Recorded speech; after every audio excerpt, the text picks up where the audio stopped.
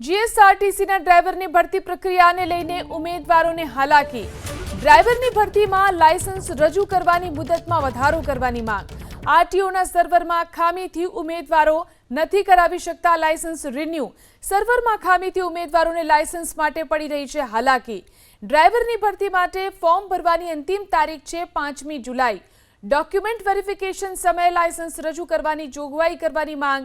ડ્રાઈવરના licence વગર જ form ભરી શકાય તેવી વ્યવસ્થા ઊભી કરવાની માંગ।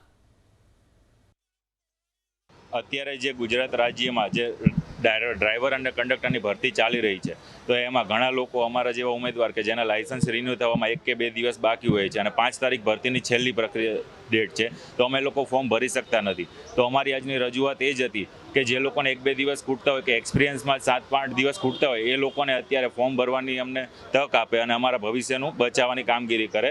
અને જે વખતે ડોક્યુમેન્ટ વેરિફિકેશનની પ્રોસેસ હોય એ સમયે અમે લોકો ડોક્યુમેન્ટ પૂરા કરીને લોકોને રજૂ કરી દઈશું। કેમ કે હાલમાં જે રીતના ડ્રાઇવિંગ લાયસન્સનું રિન્યૂ માટે અમે પ્રક્રિયા કરી રહ્યા છીએ તો આરટીઓમાં સર્વરના પ્રોબ્લેમ થઈ રહ્યા છે, એના હિસાબે અમારું લાયસન્સ પણ રિન્યૂ નથી થઈ રહ્યું અને અમે એના કારણે આ ભરતીમાં બી અત્યારે ફોર્મ ભરી નથી શકતા।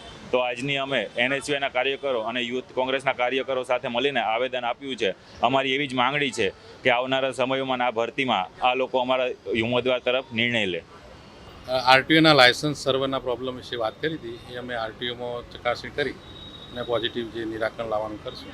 હાલ અમારી જે વેબસાઇટ છે ઓજસ ઉપરનો એમાં ઉમેદવારોની જે ફોર્મ ભરવાની ટકાવારી છે એ સતત વધી જ રહી છે, કોઈ એવું ઇસ્યુ છે નહીં, છતાં પણ એમનો રજૂઆતના આધારે અમે ચકાસણી કરી છે। ગયા વર્ષ ભરતી કરતાં પણ અત્યારે લગભગ ડબલ ઉમેદવારોએ ફોર્મ ભરેલા છે। કંડક્ટરમાં ફર્સ્ટ એડના ઇસ્યુ હતા કે જે બહુ ભીડ વધારે થતી હતી એના લીધે આ રિલેક્શન આપ્યું હતું। ડ્રાઈવરમાં જો આવી રિન્યુઅલના ઇસ્યુ હશે તો ચકાસીને અમે એ પણ જોઈ લઈશું।